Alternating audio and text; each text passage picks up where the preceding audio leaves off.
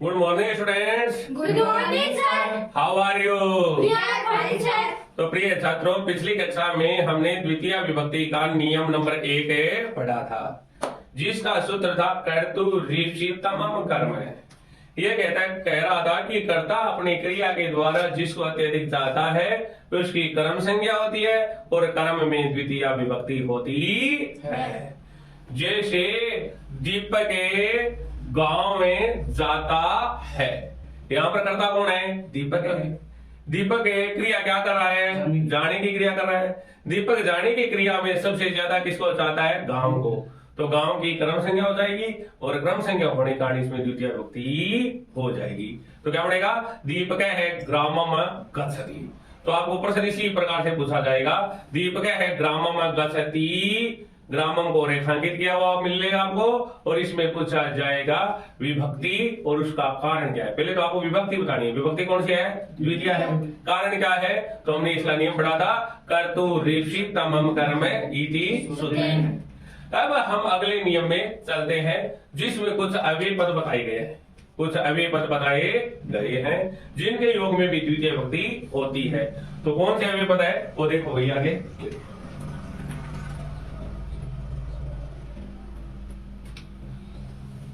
द्वितीय विभक्ति है। कौन सी विभक्ति है? द्वितीय विभक्ति।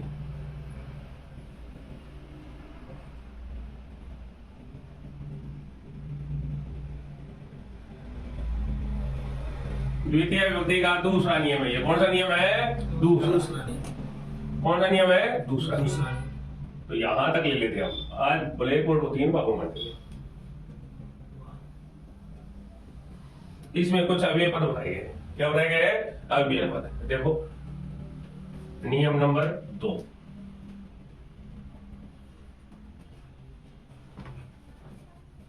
नियम नंबर 2, इसमें अव्यय पद बताए गए। अभिदय है, उभयदय है। इन दोनों का मतलब होता है दोनों ओर। क्या होता है भाई? दोनों ओर या दोनों तरफ भी कह सकते हैं इनको। ठीक है। परिदय है, सर्वदय है, परिदय है, सर्वदय है। इन दोनों का मतलब है चारों ओर या चारों तरफ। इसके बाद में समया और निक्सा। समया निक्सा, इन दोनों का मतलब होता है समीप में, नजदीक में, पास में। ठीक है। फिर अगला है अंद्रेणे और बीना। इन दोनों का मतलब होता है बीना। क्या होता है? बीना। अंतरेण और बीना, इन दोनों का मतलब होता है बीना। ठीक है। फिर है अंतरा। अंतरा का मतलब होता है बीच में।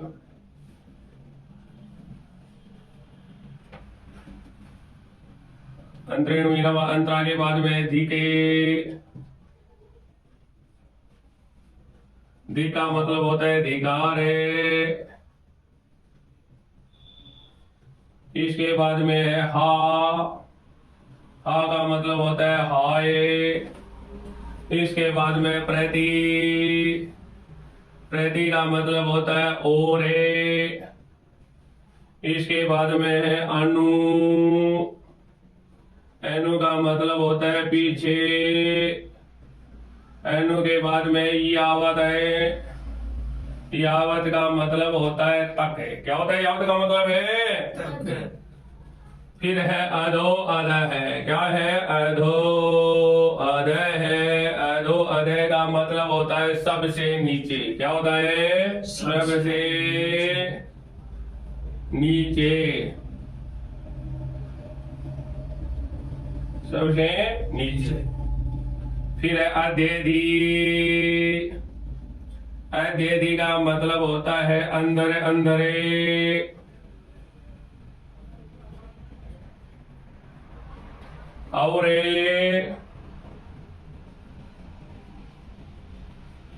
ऊपरी ऊपरी, ऊपरी ऊपरी का मतलब होता है सबसे ऊपर या ऊपरे ऊपर। इन अव्ययी पदों के योग में, इन्हें अव्ययी पदों के योग में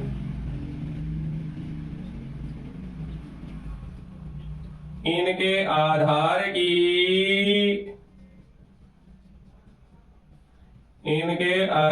की कर्म संज्ञा होती है। कौन सी संज्ञा होती है? कर्म संज्ञा। और कर्म में द्वितीया, द्वितीया क्रम में कौन सी विभक्ति होती है? द्वितीया विभक्ति होती है। क्रम में कौन सी विभक्ति होती है? द्वितीया विभक्ति होती है। अभी हमने पढ़ा है अभिदय है, उभयदय है, परिदय है, सर्वदय है, श्रमया, निकषा, अंतरेणे, वीणा, अंतरा, धीके, हा, प्रति, अनु, यावतय, अधो, अदय है, अद्यधि, ऊपरी ऊपरी। इन अव्ययी पदों के योग में इनके आधार की कर्म संज्ञा होती है और कर्म में द्वितीया विभक्ति होती है। याद कराऊं क्या? या नहीं करवाना है? याद करवाने हैं तो आप मेरे पीछे पीछे उच्चारण करोगे। जितना उच्चारण में करूं उतना ही आपको करना है, ठीक है? बोलो दुनिया चले ना श्री राम के बिना, राम जी चले ना हनुमान के बिना। दुनिया चले ना श्री राम के क्या बात साधो, राम जी चले ना हनुमान के बिना, लंका चले ना हनुमान के बिना, रावण मरे ना श्री राम के बिना। बोलो अभिदय, उभयदय, परिदय, सर्वदय, समया, निकषा, अंतरेण, वीणा। अभिदय, उभयदय, परिदय, सर्वदय, समया, निकषा, अंतरेण, वीणा। अंतराधिक, प्रति, अनुयावत, अधो, अदय। अंतराधिक, प्रति, अनुयावत, अधो, अदय। अद्यधि, ऊपरी ऊपरी, अद्यधि, ऊपरी ऊपरी, अद्यधि, ऊपरी ऊपरी, अद्यधि, ऊपरी ऊपरी। इन अव्ययी पदों के योग में इनके आधार की कर्म संज्ञा होती है और कर्म में द्वितीय विभक्ति होती है। अब आप मेरे साथ साथ इसका उच्चारण करोगे, ठीक है? बोलो अभिदय, उभयदय, परिदय, सर्वदय, समया, निकषा, अंतरेण, वीणा। अंतराधिक, प्रति, अनुयावत, अधो, अदय। अद्यधि, ऊपरी ऊपरी, अद्यधि, ऊपरी ऊपरी, अद्यधि, ऊपरी ऊपरी, अद्यधि, ऊपरी ऊपरी।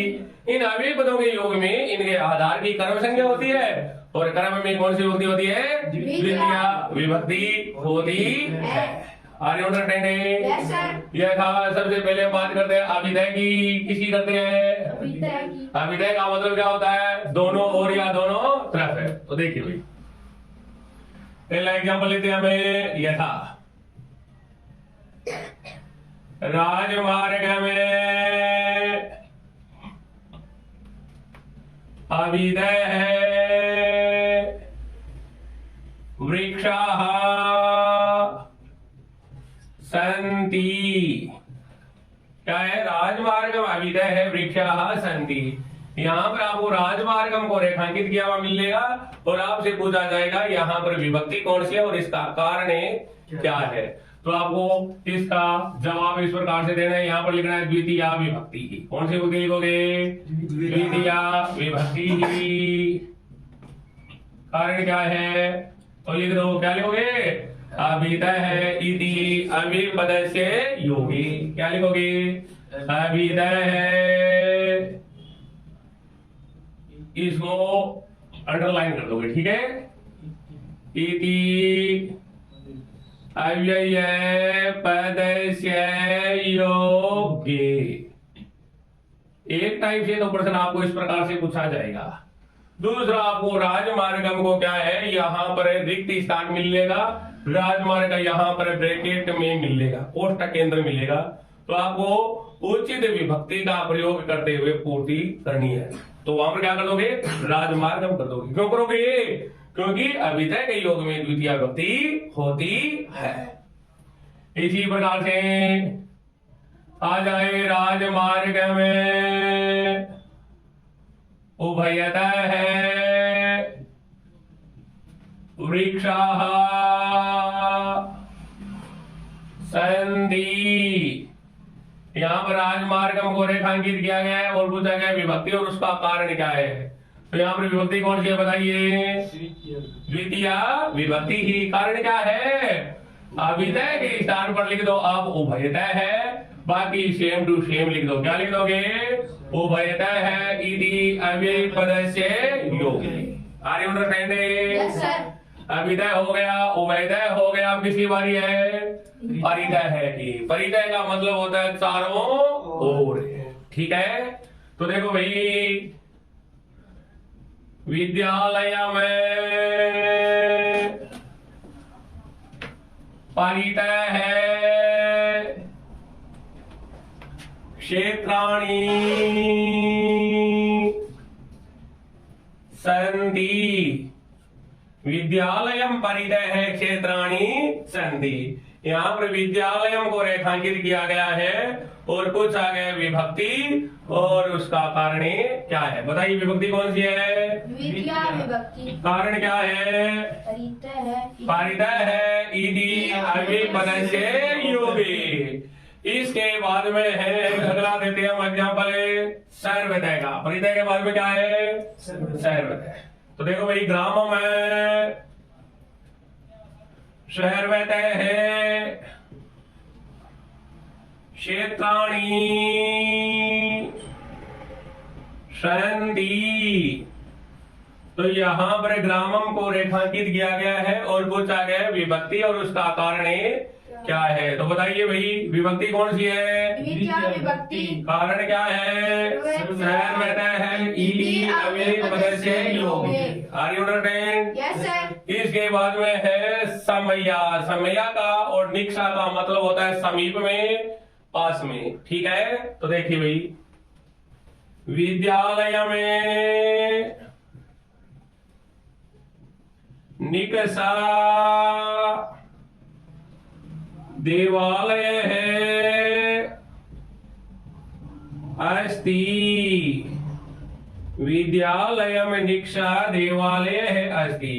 यहाँ पर विद्यालय को रेखांकित किया गया है और आपसे पूछा गया इसमें विभक्ति और उसका कारण बताइए। तो विभक्ति कौन सी बोलो? दो।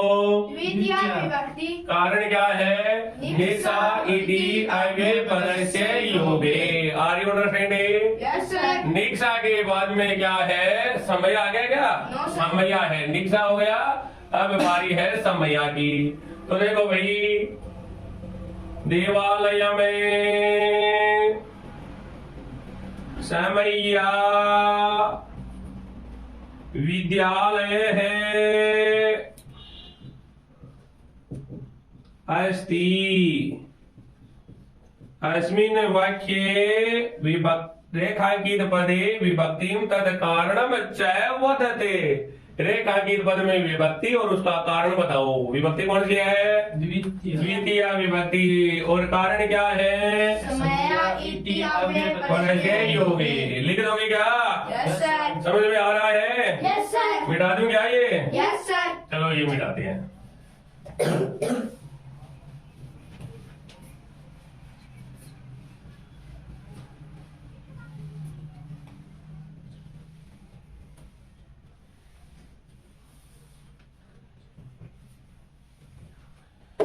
अब क्या हो गया, समया हो गया, निक्षा हो गया, अंतरेण है। क्या है? अंतरेण है। अंतरेण का मतलब होता है वीणा। तो घनश्याम है पुस्तक में, पुस्तक में अंतरेण पठती। तो यहां पर पुस्तकम को रेखांकित किया गया है और पूछा गया विभक्ति और उसका कारण क्या है। तो बताइए भाई विभक्ति कौन सी इसमें? द्वितीय। द्वितीय विभक्ति। कारण क्या है? अंतरेण इति अव्यय पदस्य योगी। इसी प्रकार सतपाल है कलम में वीणा लिखती। सतपाल है कलम वीणा लिखती। तो यहाँ पर कलमम को रेखांकित किया गया है। तो बताइए यहाँ पर विभक्ति कौन सी है? द्वितीय विभक्ति। कारण क्या है? वीणा। वीणा इति अव्यय पदस्य योगे। अंतरिण हो गया, वीणा हो गया। अब किसकी बारी है? अंतरा। अंतरा का मतलब होता है बीच में। तो देखो भाई राम है, रामम है, राम है नहीं रामम, श्यामम है स अंतरा, स अंतरा। दीपक है तिष्ठति, दीपक है तिष्ठति। राम और श्याम इन दोनों के बीच में कौन बैठता है? दीपक बैठता है। तो बताओ रामम श्यामम में कौन सी विभक्ति है? द्वितीय विभक्ति है। कारण क्या है? अंतरा इति अव्यय पदस्य योगे। अंतरा के बाद में धिक है। क्या है? धिक है। अंतरा के बाद में क्या है? धिक। तो देखो दुष्ट में धिक है, दुष्ट में धिक है। दुष्टम को रेखांकित किया गया है और पूछा गया है विभक्ति और इसका कारण क्या है। तो बताओ भाई विभक्ति कौन सी है? द्वितीय विभक्ति। कारण क्या है? धिक इति अव्यय पदस्य योगे। इसके बाद में धिक के बाद में है हा। क्या है? हो। तो दूर जन्म हा, दूर जन्म में हा। दूर जन्म को रेखांकित किया गया है और पूछा गया है इसमें विभक्ति और इसका कारण क्या है। दूर जन्म में कौन सी विभक्ति है? द्वितीय विभक्ति। द्वितीय विभक्ति है। कारण क्या है? हा। अव्यय पदस्य योगे। इसके बाद में हा के बाद में प्रति। प्रति का मतलब होता है और। क्या होता है? और। तो देखो छात्रा विद्यालय में प्रति गच्छन्ति। छात्राः विद्यालयं प्रति गच्छन्ति। यहाँ पर विद्यालयम को रेखांकित किया गया है और पूछा गया है इसमें विभक्ति और उसका कारण क्या है। तो बताइए इसमें विभक्ति कौन सी है? द्वितीय विभक्ति। कारण क्या है? प्रति इति अव्यय पदस्य योगे। ठीक है। Yes sir. प्रति के बाद में क्या है? अनु। क्या है? अनु। अनु। अनु का मतलब होता है पीछे। क्या होता है? पीछे। तो ये मिटा दूं क्या? Yes sir. चलो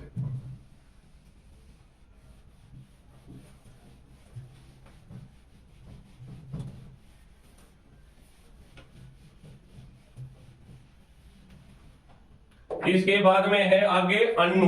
क्या है? अनु। अनु का मतलब होता है पीछे। तो राज पुरुषा चोर, ये छोटा रू है। ठीक है। चोर में अनु दावंती। यहाँ पर चोरम को रेखांकित किया गया है और पूछा गया विभक्ति और उसका कारण क्या है। बताइए विभक्ति कौन सी है? द्वितीय विभक्ति। कारण क्या है? अनु इति अव्यय पदस्य योगे। अनु के बाद में क्या है? यावत है। क्या है? यावत है। तो देखो भाई और बच गया में अब मुकेश का नाम नहीं है, तो मुकेश है गृह में यावत गच्छति। मुकेश है गृहम यावत गच्छति, गृहम को रेखांकित किया गया है और पूछा गया है विभक्ति और उसका कारण क्या है। घनश्याम बताइए विभक्ति कौन सी है? द्वितीय विभक्ति। कारण क्या है? यावत इति अव्यय पदस्य योगे। यावत के बाद में है अधो अधः है। अधो अधः का मतलब क्या होता है? सबसे नीचे। तो देखो भूमि में अधो अधः है, जल में अस्ति। यहाँ पर भूमि को रेखांकित किया गया है और पूछा गया विभक्ति और उसका कारण बताइए। तो बताइए सतपाल जी विभक्ति कौन सी इसमें? द्वितीय विभक्ति। कारण क्या है? अधो अधः इति अव्यय पदस्य योगे। इसके बाद में अध्यधि क्या है? अध्यधि। तो लोकम अध्यधि हरि ही अस्ति। तो लोकम अध्यधि हरि ही अस्ति या वर्तते। तो यहाँ पर लोकम को रेखांकित किया गया। बताइए मुकेश जी यहाँ पर विभक्ति कौन सी है? द्वितीय। और कारण क्या है? अध्यधि इति अव्यय पदस्य योगे। इसके बाद में है लोकम ऊपरी ऊपरी सूर्य है अस्ति। इस वाक्य में लोकम को रेखांकित किया गया है। बताइए इसमें विभक्ति और उसका कारण क्या है दीपक जी? द्वितीय विभक्ति ऊपरी ऊपरी इति अव्यय पदस्य। हाँ, तो द्वितीय विभक्ति ही ऊपरी ऊपरी इति अव्यय पदस्य योगे। इसमें एक प्रकार से तो प्रश्न इस प्रकार से आएगा। दूसरा क्या मिलेगा आपको? यहाँ पर चौरम को हटा देंगे, गृहम को हटा देंगे, भूमिम को हटा देंगे, लोकम को हटा देंगे और यहाँ पर भी लोकम को हटा देंगे। और आपको दूसरा यहाँ पर ब्रैकेट में मिलेगा, जैसे यहाँ पर मिलेगा चोर। क्या मिलेगा? चोर। तो बड़ा हुए क्या बनेगा? उचित विभक्ति का प्रयोग करते हुए रिक्त स्थान की पूर्ति करनी है। तो चोर का क्या बन जाएगा? चोरम है। क्या बनेगा? चोरम। तो चोरम की यहाँ पर पूर्ति कर दोगे। इसके बाद में यहाँ पर दिया हुआ है ग्राम। तो बोलो यहाँ पर क्या हो जाएगा? मुकेश है रिक्त स्थानम यावत गच्छति। तो ग्राम का क्या बनेगा? ग्राम में। अगर गृह होता तो गृहम, वन होता तो वन में, विद्यालय होता तो विद्यालयम, जयपुर होता तो और बादासर होता तो बादासरम। Are you understand? Yes, sir. इसी प्रकार यहाँ पर दिया गया है भूमि। क्या दिया गया है? भूमि। तो भूमि का क्या बनेगा? भूमि में। यहाँ पर ही लोक दिया हुआ है। क्या दिया गया है? लोक। तो पूर्ति कीजिए क्या बनेगा?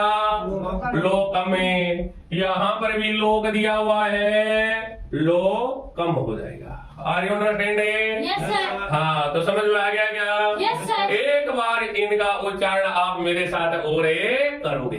कर लो आगे। Yes sir. बोलो अभीत उभयत परित सर्वत समया निकषा अंतरेण विना अंतराधिक प्रति अनुयावत अधो अधः अत्यधि ऊपरी ऊपरी। इन अव्यय पदों के योग में इनके आधार की कर्म संज्ञा होती है। और कर्म में कौन सी विभक्ति होती है? द्वितीय विभक्ति होती है। हाँ, तो आज बस यही नियम पढ़ेंगे, फिर अगला हम अगली क्लास में पढ़ेंगे। समझ में आ गया क्या? Yes, sir.